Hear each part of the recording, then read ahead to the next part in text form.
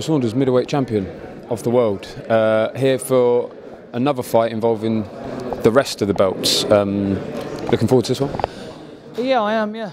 All of the belts. It was interesting because I was supposed to fight Canelo last year, but it fell through for no fault of my own. Then GOLOVKIN, everything was signed this year. So maybe next year is the way. No, listen, I think it's a good fight. I think GOLOVKIN may not have got old, but you know, I heard there was a few rumours concerning a brain scam when he was over here and stuff like that. So when by the British Border Control didn't meet their standards. So you know, it's one of them things. He gets hit a lot.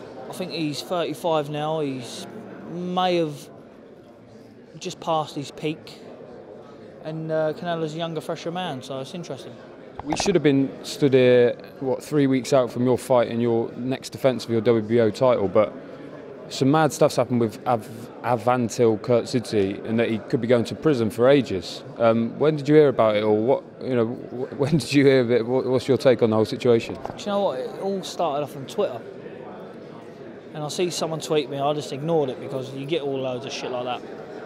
But in the end, Frank gave me a call that morning, a few hours after. He was like, "Hello, have you heard the news?" I was like, "No." I said, "No way." He was like, "Yeah." I said, "I read something about that." I said, "On Twitter, like someone sent me it." But then I thought it was just like, no, you get these trollers, they make shit up with paperwork, but mate, it was ended up being the truth, yeah.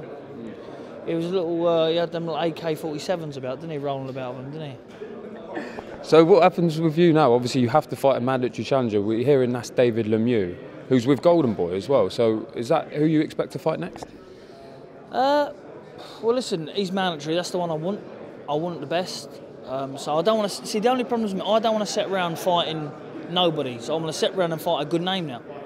But, you know, I really want to get the bit between my teeth now and get it on, because I don't want that period again where I'm a year out and then the year fight again and rusty as nails, because I can't afford to do that at this level. I want to be out again now and again in December. When we spoke to you at the presser with Khurtsidze, Frank had said that there was a chance that you might be on the undercard of this. Could that happen? On the undercard of Canelo Golovkin? Well, look, there's possibilities, but you know, I think that you know, it's got to be the right money.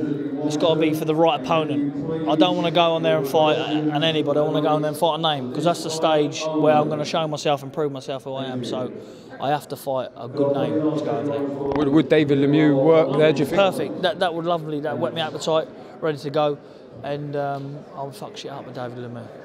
Who wins this? I think I'm hoping Canelo. Yeah.